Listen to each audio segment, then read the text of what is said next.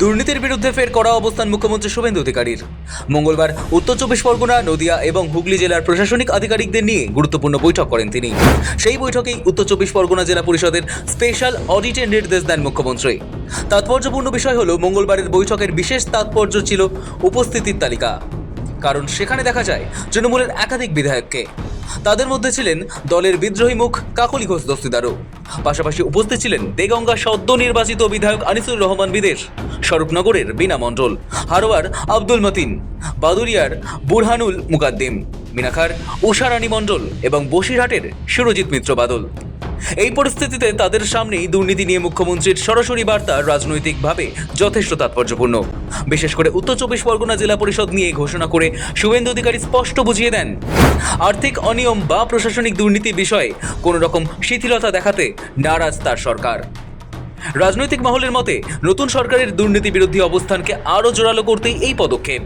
আসলে রাজ্যে ক্ষমতায় আসার আগেই দুর্নীতির অভিযোগ নিয়ে তৎকালীন তৃণমূল সরকারের বিরুদ্ধে ধারাবাহিকভাবে সরব হয়েছিল বিজেপি।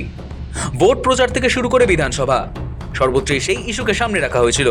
পরে মুখ্যমন্ত্রী হিসেবে শুভেন্দু অধিকারী দায়িত্ব নেবার পর প্রশাসনিক স্তরেও সেই অবস্থান আরও স্পষ্ট হতে শুরু করেছে। এর মধ্যেই বিভিন্ন ক্ষেত্রে ধরপাকড় এবং তদন্তের গতি বেড়েছে বলেও দাবি শাসক শিবিরের।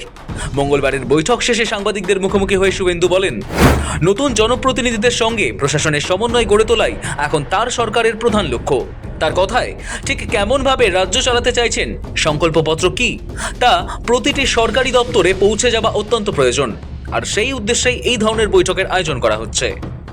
আমরা মূলত যেটা জোর দিয়েছি, শর্ট টার্মে নির্বাচিত এমএলএদের সঙ্গে প্রশাসনের আমাদের ভিশন কি, আমরা কি চাইছি, কেমনভাবে রাজ্য চালাতে চাইছি, আমাদের সংকল্পপত্র কি, এটা প্রথমেই অ্যাডমিনিস্ট্রেশনের সর্বস্তরে পৌঁছে যাওয়া দরকার। সেই উদ্দেশ্য নিয়েই আমরা কিন্তু এই পরিক্রমাগুলো করছি। মুখ্যমন্ত্রী আরও জানান, সেই কারণেই জেলা প্রশাসন এবং জনপ্রতিনিধিদের নিয়ে ধারাবাহিক বৈঠকের আয়োজন করা হচ্ছে। সরকারের পরিকল্পনা বাস্তবায়নে রাজনৈতিক নেতৃত্ব এবং প্রশাসনের মধ্যে সমন্বয়কে তিনি বিশেষ গুরুত্ব দিচ্ছেন বলেও জানান।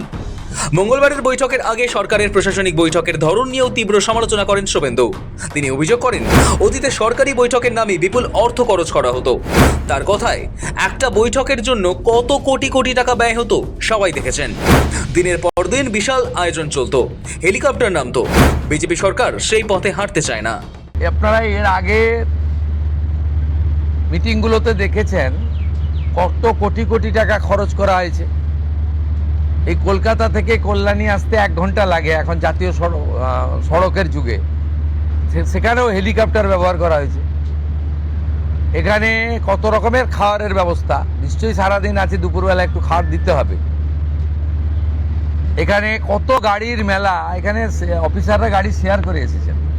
রাস্তা বন্ধ, 3 দিন ধরে দক্ষযজ্ঞ, 3 কোটি 4 কোটি টাকা করে এর আগে খরচ হয়েছে। আমরা এইগুলো আপনারা দেখছেন যে সাইলেন্টলি চুপচাপ, যেটুকু ন্যূনতম না করলে নয়, সেই ব্যবস্থার মধ্য দিয়ে এই সরকার জনগণের কল্যাণ করতে চায়, নিজেদের বৈভব ক্ষমতা দেখাতে চায় না। সব মিলিয়ে প্রশাসনিক বৈঠকের মঞ্চ থেকেই শুভেন্দু অধিকারী একদিকে যেমন দুর্নীতির বিরুদ্ধে কড়া অবস্থানের বার্তা দিলেন, তেমনি সরকারি খরচ কমানো এবং সংযত প্রশাসনিক সংস্কৃতির পক্ষেও সওয়াল করেন। রাজনৈতিকভাবে এই বার্তা যে আগামী দিনে আরও তাৎপর্যপূর্ণ হয়ে উঠতে পারে তা স্পষ্ট। দীপ সেন ও সায়ন মোদকের রিপোর্ট, সময় কলকাতা।